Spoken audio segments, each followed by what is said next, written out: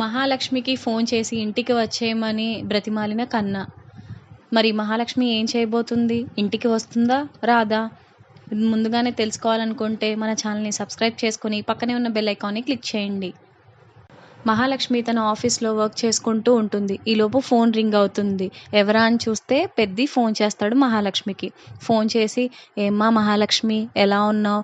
అంతా బాగానే ఉందా? కొత్త కదా, ఎలా ఉంటుందో అని ఫోన్ చేశానమ్మా, టిఫిన్ చేసావా అని ఎంతో మంచిగా ప్రేమగా అడుగుతూ ఉంటాడు. అప్పుడు మహాలక్ష్మి, చేశాను పెద్ది, నేను బాగానే ఉన్నాను, మీరెలా ఉన్నారు అని చెప్పేసి అడుగుతుంది మహాలక్ష్మి. ఏమనుకోకమ్మా, ఈ వేళలో ఫోన్ చేశాను, నువ్వు బిజీగా ఉంటావేమో, మరి ఫోన్ చేయాలనిపించి చేశానమ్మా, ఏమనుకోకు అంటాడు పెద్ది. చిచి, అదేం లేదు పెద్ది, నేను బాగానే ఉన్నాను, ఏం పర్వాలేదు, ఎప్పుడు ఫోన్ చేసినా సరే అంటుంది మహాలక్ష్మి. హాస్టల్లో ఉంటున్నావు కదమ్మా, ఊరికే ఫోన్ చేస్తున్నాను ఏమనుకోకు, అంటే అక్కడ ఫుడ్ బాగుంటుందో లేదో, ఏమైనా అవసరమైతే ఈ పెద్ది ఉన్నాడని అస్సలు మర్చిపోకమ్మా మహాలక్ష్మి అంటాడు పెద్ది. అప్పుడు మహాలక్ష్మి, సరే పెద్ది, ఆ మాట చాలు అని చాలా సంతోషిస్తుంది. సరే అమ్మా, టైంకి తింటూ ఉండు, అలాగే ఆరోగ్యం గురించి అస్సలు మర్చిపోకు, జాగ్రత్తగా ఉండమ్మా, ఏమైనా కావాలంటే నాకు మాత్రం ఫోన్ చేయడం మర్చిపోకు అంటాడు పెద్ది. అప్పుడు మహాలక్ష్మి, సరే పెద్ది, ఖచ్చితంగా నీకే ఫోన్ చేస్తాను అంటుంది. అప్పుడు మహాలక్ష్మి, ఇంతకీ పెద్ది, కన్నా ఎలా ఉన్నాడు, చూసి చాలా రోజులు అవుతుంది అని అడుగుతుంది. అప్పుడు పెద్ది, కన్నా బాగానే ఉన్నాడమ్మా, అందరం బాగానే ఉన్నాం, నువ్వేమీ దిగులు పెట్టుకోకు, కన్నా బాగానే ఉన్నాడు అంటాడు. సరే అమ్మా, బయట ఎక్కడో ఉంటున్నావు కదా, చాలా జాగ్రత్తగా ఉండమ్మా, బయట రోజులు అసలు బాగాలేదు అంటాడు పెద్ది. సరే పెద్ది, ఖచ్చితంగా నేను జాగ్రత్తగా ఉంటాను, మీరు కూడా ఆరోగ్యం జాగ్రత్తగా చూసుకోండి అని చెప్తుంది మహాలక్ష్మి. సరే అమ్మా, ఆఫీస్లో ఉన్నావేమో కదా, జాగ్రత్త, వర్క్ చేసుకో, నేను ఉంటాను అని పెట్టేస్తాడు ఫోన్ పెద్ది. పని ముగించుకుని ఇంటికి వస్తాడు పెద్ది. ఇంటికి బయట చూస్తే మొత్తం చీకటిగా ఉంటుంది. ఏంటి, జనాలు ఎవరు లేరా, ఇప్పటిదాకా ఎవరు ఎక్కడికి రాలేదేంటి అని చెప్పేసి లోపలికి వెళ్తే పాపం కన్నా ఒకడే శాప మీద పడుకొని విపరీతమైన జ్వరంతో వణుకుతూ ఉంటాడు.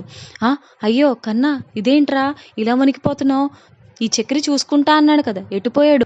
అమ్మో, ఇంత జ్వరమా, అయ్య బాబోయ్, ఇంత జ్వరంతో నువ్వు ఇలా ఉండిపోయావా, ఈ చక్రి ఎక్కడికి వెళ్ళిపోయాడు, వీడికి ఏమైనా పిచ్చా, చూసుకుంటాను ఎక్కడికి వెళ్ళిపోయాడు, అయ్యయ్యో అని చెప్పేసి.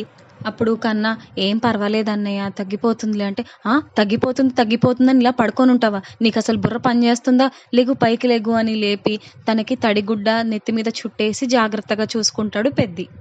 జ్వరం అసలు తగ్గపోయేసరికి, ఇంకా చాలు పద లెగు, నేను హాస్పిటల్కి తీసుకెళ్తాను, వీడికి బుద్ధి లేదు అని చెప్పేసి తిట్టుకుంటూ కన్నాని హాస్పిటల్కి తీసుకెళ్తాడు పెద్ది. మహాలక్ష్మి తన హాస్టల్లో తన డిన్నర్ కోసం ఒక రూమ్లోకి వెళ్తుంది. అక్కడ తన కొలీగ్స్ ఉంటారనమాట. అయితే మహాలక్ష్మికి పేపర్స్ ఇస్తారు. అందులో sorry, I'm very sorry, please forgive me అని చెప్పేసి ఇస్తారు.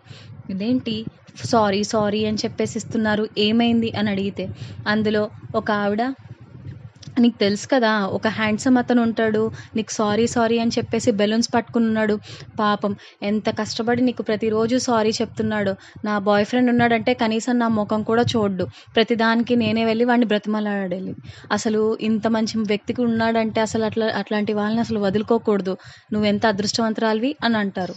ఇంత ఎఫర్ట్ పెట్టి సారీ చెప్తున్నాడు కాబట్టి క్షమించచ్చు కదమ్మా మహాలక్ష్మి, ప్లీజ్ అని అంటుంది తన ఫ్రెండ్. ఆ తర్వాత ఇంకొక ఆవిడ కూడా అదే అంటుంది, తనకు చెప్పిందంతా కరెక్టే, ఇలా ఎవరు చేయరు, చేసినా సరే వాళ్ళకి ఎందుకో పాపం వాల్యూ ఉండదు, నువ్వైనా సరే పాపం వాళ్ళ వాల్యూ తెలుసుకొని ఎలాగైనా సరే మన్నించు మహాలక్ష్మి అంటుంది. నాకెందుకో ఆ పర్సన్ ఎందుకో జెన్యూన్గా అనిపిస్తున్నాడు మహా అంటుందన్నమాట. అప్పుడు మహాలక్ష్మి ఆ పేపర్స్ తన ఫ్రెండ్ చేతిలో పెట్టేసి అక్కడి నుండి వెళ్ళిపోతుంది రూమ్లోకి. ఆ రూమ్లో నించొని, ఇంతకీ నేను నిజంగానే కరెక్టే చేశానా, లేదా అతిగా రియాక్ట్ అయ్యానా, పాపం ఓవర్గా రియాక్ట్ అయినట్టు అనిపిస్తుంది అని కిటికీ గ్రిల్స్ దగ్గర నుంచి చూస్తుంది బయటికి. అప్పుడు అక్కడ చక్రి ఉన్నట్టు కనిపిస్తుంది. అదేంటి అని మళ్ళీ కళ్ళు మెదిపి చూసుకునేసరికి అక్కడ ఎవరూ ఉండరు. అప్పుడు తన ఫ్రెండ్ రూమ్లోకి వచ్చి తన బెడ్ మీద కూర్చుంటుంది. అప్పుడు మహాలక్ష్మి తన బెడ్ మీద కూర్చుంటుంది. ఏ మహాలక్ష్మి, ఎందుకు డిన్నర్ తినలేదు అని అడిగితే, నాకు ఆకలిగా లేదు, వద్దులే అంటుంది మహాలక్ష్మి. అంటే అలా కాదు, నేను నీకు చెప్పేంత గొప్పదాన్నేం కాదు, కానీ ఒక మాట చెప్పాలనిపిస్తుంది. నాకు తను ఆఫీస్ దగ్గర నిన్ను గురించి అడిగినప్పుడే నాకు ఎందుకో అతను చాలా జెన్యూన్గా నిన్ను ప్రేమిస్తున్నాడు అనిపిస్తుంది, నువ్వు కొంచెం ఆలోచించు దీని గురించి అంటుంది మహాలక్ష్మితో తన ఫ్రెండ్. అదంతా సరే కానీ తను ఎందుకు సారీ చెప్దానికి అంత ట్రై చేస్తున్నాడు, ఏమైనా అయిందా అని అడుగుతుంది తన ఫ్రెండ్. అలాంటిదేం లేదులే, ప్లీజ్ దాని గురించి వదిలేవా అని అడుగుతుంది మహాలక్ష్మి. వాళ్ళు ఎవరికి చెప్పకపోయినా పర్వాలేదు, కనీసం నాకైనా చెప్పొచ్చు కదా, నేను నీ రూమ్మేట్ అలాగే నీ ఫ్రెండ్ని కూడా, నీ బాధ ఏంటో నాతో అయినా చెప్పుకోవచ్చు కదా అంటుంది మహాలక్ష్మి ఫ్రెండ్. అప్పుడు మహాలక్ష్మి, అబ్బా నువ్వు దాని గురించి ఏం మాట్లాడుకు, అదేం లేదు, అదంతా నార్మల్, ఏదో చిన్న చిన్నవి అవుతూ ఉంటాయి కదా దానివల్లే, ప్లీజ్ ఇది విడిచేయచ్చు కదా అని అడుగుతుంది మహాలక్ష్మి తన ఫ్రెండ్ని. అప్పుడు సరే మహాలక్ష్మి గుడ్ నైట్, అయితే వెళ్ళి పడుకుంటాను, నువ్వు కూడా పడుకో అని చెప్పేసి తను వెళ్ళిపోతుంది. ఆ తర్వాత మహాలక్ష్మి అటు ఇటు తిరుగుతూ చక్రి ఎలా పెళ్లి చేసుకున్నాడు, అసలు తన వల్ల తన్నులు ఎలా తిన్నాడు అన్ని గుర్తు చేసుకొని బాధపడుతూ ఉంటుంది మహాలక్ష్మి. అవన్నీ ఆలోచించుకుంటూ మళ్ళీ కిటికీ గ్రిల్స్ దగ్గరికి వస్తుంది మహాలక్ష్మి, కానీ అక్కడ ఎవరు కనిపించరు. దాంతో వెళ్ళి తన బెడ్ మీద కూర్చొని ఆలోచించుకుంటూ ఉంటుంది. ఆ తర్వాత పెద్ది అలాగే కేశవ కన్న ముగ్గురు హాస్పిటల్ నుంచి వస్తారు. కన్నాని నేల మీద కూర్చోబెడతారు. ఆ తర్వాత చక్రి అడుగుతాడు, ఏమైంది అన్నయ్య అని అడుగుతాడు. పెద్ది మాట్లాడు. అలాగే కన్నాని అడుగుతాడు, ఏమైందిరా అని. ఏమీ మాట్లాడు కన్నా కూడా. చక్రి అడుగుతాడు, ఏమైంది ఏమైంది అని అడిగితే అప్పుడు కేశవ, నీకెందుకురా, నువ్వు నోరు మూసుకుని లోపల పో అంటాడు.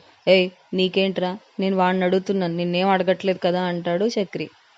అప్పుడు చక్రి, అదేంట్రా ఏమైంది కన్నా అని చెప్పేసి దగ్గరికి వెళ్తాడు. వెళ్తే అప్పుడు పెద్ది, రే చూసుకోవడం రాదంటే చెప్పు, అంతే తప్ప అలా వదిలేసిపోతే ఎలాగా, వాడికి ఎంత జ్వరం వచ్చిందో తెలుసా, చూసుకోవడం రాకపోతే ఇంకా ఆపేయచ్చు కదా, నాకు ఒక ఫోన్ అయినా చేయొచ్చు కదా, వాడిని అలా వదిలేసి ఎవరు పడితే వాళ్ళు పోయారు, అసలు నువ్వు చూసుకుంటా అని చెప్పావు కదా, ఎక్కడికి వెళ్ళిపోయావు అని అడుగుతాడు పెద్ది.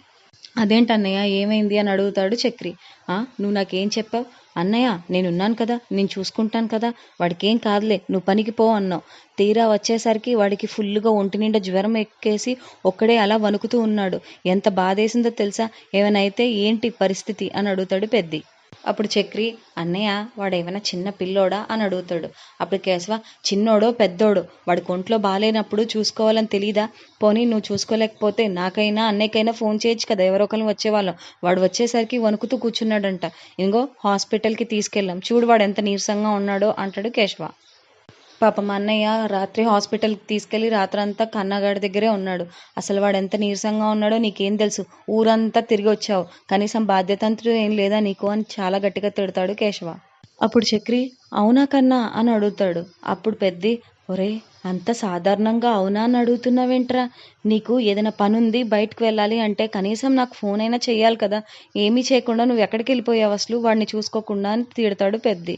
అప్పుడు చక్రి, అదేంటన్నయ్య వాడికి ఇంత సీరియస్ అని నాకు తెలీదు, వీడే పో నువ్వు నన్ను నేను చూసుకోవద్దు అన్నాడు, సర్లే ఏముంది జ్వరమే కదా తగ్గిపోద్దని చెప్పేసి నేను బయటకు వెళ్ళి వచ్చాను, ఇంత సీరియస్ అవుతుందని ఏం అనుకోలేదు, అయ్యో కన్నా అని చెప్పేసి ఒంగుని చెంప మీద చేయబోతుంటే, అన్నా ప్లీజ్ వదిలేసే, నువ్వు నీ పని చేసుకో అంటాడు కన్నా.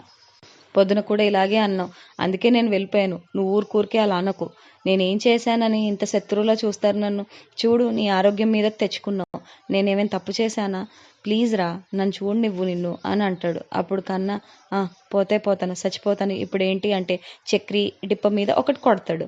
అప్పుడు ఒరేయ్ ఆరోగ్యం బాగాలేదని తెలిసి కూడా అలా కొడతావేంట్రా అని అడుగుతాడు కేశవ.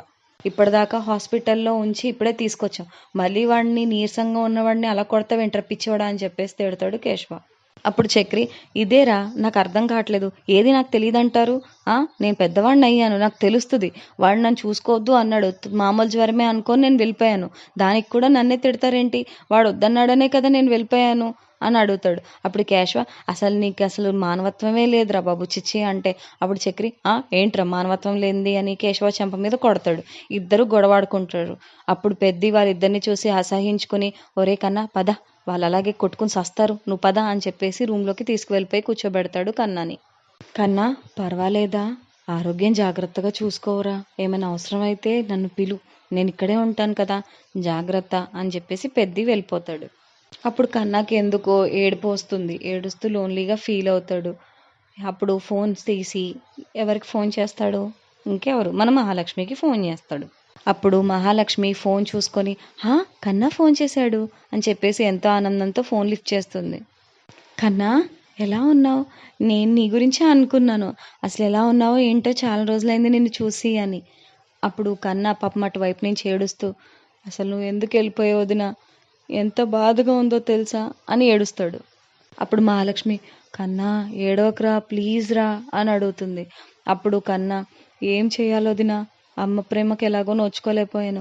నువ్వు వచ్చాక అమ్మ ప్రేమ అంటే ఇంత బాగుంటుందా అని తెలిసింది. ఈలోపే నువ్వు మళ్ళీ నా దగ్గర నుంచి వెళ్ళిపోయావు. ఇక్కడేమో వీళ్ళు రాక్షసుల్లా కొట్టుకుంటున్నారు అని చెప్పేసి జరిగిందంతా చెప్తాడు. నాకు జ్వరం కూడా వచ్చి రాత్రంతా నేను హాస్పిటల్లోనే ఉన్నానని చెప్పంగానే మహాలక్ష్మి అయ్యయ్యో అని చాలా కంగారు పడుతుంది. నువ్వు లేకపోతే ఇల్లు ఎలా ఉందో తెలుసా, చూడలేకపోతున్నాను, ఇంట్లో కల కూడా పోయింది. ఛీ, నాకు అసలు బతకాలనే లేదు, ఎంత నీరసంగా అనిపిస్తుందో. నాకెందుకో ఏమీ తోచట్లేదు వదిన, వచ్చేయచ్చు కదా, నేను చూసుకుంటాను కదా, ప్లీజ్ వదిన, ఎవరు నిన్ను ఏమీ అనరు. ముఖ్యంగా మా చక్రి అన్నయ్య గురించి నీకు తెలుసు కదా, వాడు మంచోడే, కానీ వాడికి హడావుడి ఎక్కువ, కంగారు కంగారుగా అన్ని పనులు చేసుకుంటూ పోతాడు. ప్లీజ్ వదిన వచ్చేయచ్చు కదా. నాకు బాధ అంతా నాకు జ్వరం వచ్చినందుకు కాదు, నువ్వు వెళ్ళిపోయినందుకు. నువ్వు వెళ్ళిపోయిన తర్వాత నాకు అసలు మనసులా లేదు వదిన అంటాడు. అప్పుడు మహాలక్ష్మి, జ్వరమా, హాస్పిటల్కి వెళ్ళావా మరి అని అడుగుతుంది. హాస్పిటల్కి అన్నయ్య తీసుకుని వెళ్ళాడు, అలాగే టాబ్లెట్లు కూడా తెచ్చారు, టాబ్లెట్లు కూడా వేసుకున్నాను వదిన అంటాడు. కాకపోతే ప్రేమే లేదు వదిన అంటాడు. ఆ మాటలకి మహాలక్ష్మి మనసు చలించిపోతుంది.